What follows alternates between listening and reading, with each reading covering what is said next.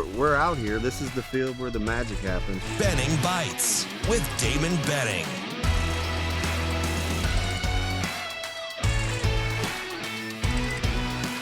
Benning Bites with Damon Benning. It's another episode of Benning Bites. I appreciate you fine folks. Thanks for joining us on ESPN 590, ESPN Tri-Cities.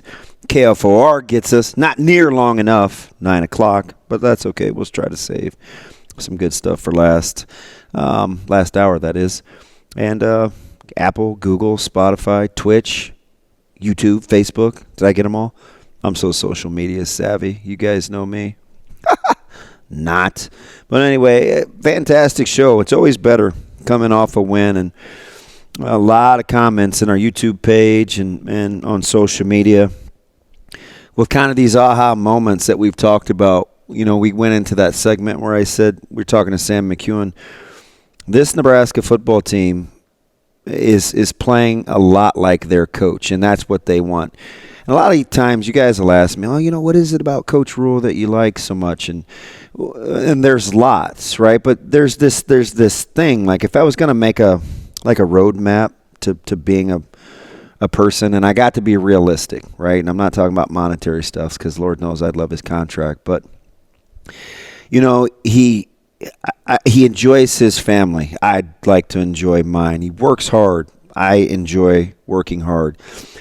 He plays enough to keep himself sane. I like that. He's extremely confident. I like that. He's a big care, not coddle guy. I'm a lot like that. He says the quiet part loud. I enjoy that. He knows that there's this certain amount of humility that he tries to exude because he's not perfect. I like that. He doesn't try to convince you that he's always going to do things correctly, but he's willing to learn from it. I like that. Tell me those characteristics don't describe this Nebraska football team. They're confident. They play hard. They're not without room for growth. They understand margin of error. Much like Mekhi Bear in his interview this week, they're not afraid to say the quiet part out loud without being disrespectful. Kind of like when Coach Rhule says, hey, we have good players. We're a good football team. And he doesn't couch it with the ... but. Like, that's good enough. And I love it. And that's how this football team plays. Room for growth. It's not always going to be perfect, but they don't flinch because they believe in who they are. That is exactly like their head coach. And I love it. And I think those are the character traits that I'm drawn towards. You don't have to be perfect. There isn't this holier than thou. There isn't this condemnation. There isn't this self-righteousness. It's kind of, this is my authentic self, and I love people. I want them to be better for having spent time around me. I come with some flaws, but I'm going to show up every day, and I'm going to lay it on the line, and I gravitate towards that.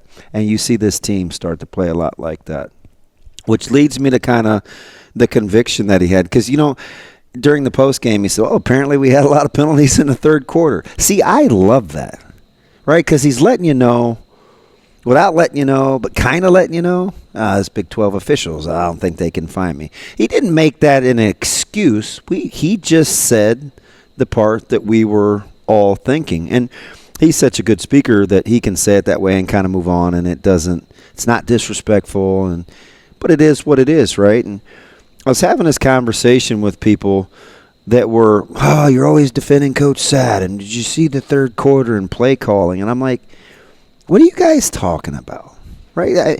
Because there's a couple of things that bug me about that. Number one, Nebraska ran 19 plays. That's a lot in a quarter. Yeah, that would put them on pace to run 76 plays a game. I think we would all take that. They had the ball for 9 minutes and 30 seconds. Right, you do the math on that you average possessing the ball 38 minutes, I think, for the game. I'd take that. Dylan Raiola was 7 of 10 passing for 44 yards. I think I would take that. They ran the ball 9 times for a net of 51 yards. I think I would take that. So what was it about the play calling that we didn't like? Well, you have to pit that against the 3 penalties for 28 yards and the fact that Nebraska was 0 for 3 on third down conversions. So maybe that was it, because statistically, and I get it, it's more than just numbers, but you guys have to understand that too when we're trying to critique and be mad about something. The numbers should have yielded better results, because Colorado only snapped the ball. They only ran 12 plays, and they were 1 of 3 on third down. So would we have felt better if we had converted a third down, or it wasn't about the penalties? Because for me, sometimes that can be about play calling, but most times it isn't. It's about discipline and blocking with your feet. And now Nebraska was did not get the benefit of the doubt on a couple of those calls, so I understand that. But that doesn't make it a play calling issue. So I'm not just defending to be defending. I'm just giving you the data points. And you can do with that what you will. But the other thing that I think we're really not giving a lot of credence to is for this football team that has not played with a lead in big games before. You've got a young quarterback, some new offensive personnel, and your defense is playing lights out. The goal is to win the game.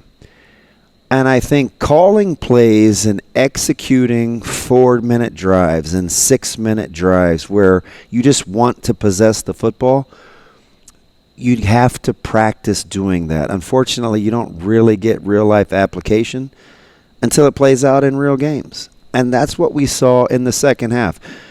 But I did like if you guys would tell me, man, DB, I wanted to just blow Colorado out, and I wanted to go for the jugular and this.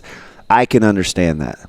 That makes perfectly good sense to me, but that's not what I heard. Because we wanted that, we kind of denigrate. We talked bad about the play calling because we didn't get what we wanted. That doesn't mean he didn't do his job. So it's not just in defense of. I'm just trying to get people to take a little self-inventory with what the real issues were. Now, you do have to be better on third down. 0 for 3 isn't going to cut it, but they were only 3 of 12 on the night. And when you have 12 penalties, some of that is going to happen. But which part of the offense that didn't you like? The part that was negated by penalties? Because that looked pretty good. Or the little concept route when Colorado was playing cover 2 and they used the cover 2 beater where Bork got busy down the hash. I like that stuff. Well, I don't like the swing passes. I don't like the dink and dunk. I loved the one to Ramir where Fedoni sealed the edge and they won their one-on-one matchups on the perimeter. Because I'm just telling you, as an OC, that's your job. You want one-on-ones, your guy against their guy, and you want to win those. And there were so many plays that were close on the perimeter that Colorado made. And remember, they have good players too. And I think that's part of it. And just like I think part of the evolution in terms of coaching with a lead, you have to be in that position. So let's just all hope going forward. The worst thing that we can say is we're upset about play calling and Nebraska's winning by 3 scores, because I'll take that every day that ends in Y. And part of me is a little defensive, not just because I appreciate the work that Sat does, because I do, but I remember those times where we were up 17-0 against Colorado in 1994 in a madhouse in Lincoln. And that game finished 24-7. It was a 7-7 tie in the second half, but we won to advance to move on to play for a conference championship. So sometimes it doesn't always look like we want it to, but that doesn't mean it's not effective. And here's the beautiful thing. There's always room for growth. It's not perfect, but you still got to coach them up, and it keeps you hungry for the next week. Let's hope we find ourselves in that position a whole lot where we can be a little uncomfortable and a little grumble buggy about a 3-score win. It's another episode of Benning Bites.